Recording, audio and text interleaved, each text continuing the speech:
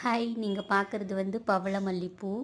பாருங்க எவ்வளோ அழகாக இருக்குன்னு. இது கீழே கொட்டுனதுக்கப்புறமா தான் இதை எடுக்குவாங்க. செடியிலேருந்து அப்படியே பறிக்கக்கூடாது சொல்லுவாங்க.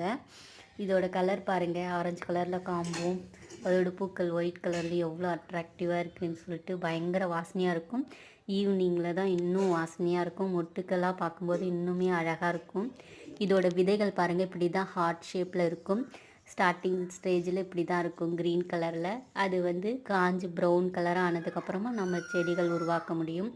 ஆனால் விதைகள் மூலமாக வர்றது வந்து ரொம்ப லேட்டாக பூக்கள் கொடுக்குது சொல்கிறாங்க. கட்டிங்ஸ் மூலமாக வளர்க்குற செடியில் வந்து சீக்கிரமாக பூக்கள் கொடுக்கும். விதைகள் இப்படி தான் இருக்கும் காஞ்சதுக்கப்புறமா.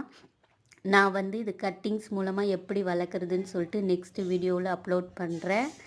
என்னோடய வீடியோ யூஸ்ஃபுல்லாக இருந்துச்சுன்னா நம்ம சேனலுக்கு சப்ஸ்கிரைப் பண்ணி சப்போர்ட் பண்ணுங்கள். தேங்க்யூ ஸோ மச் ஃபார் வாட்சிங். Happy gardening.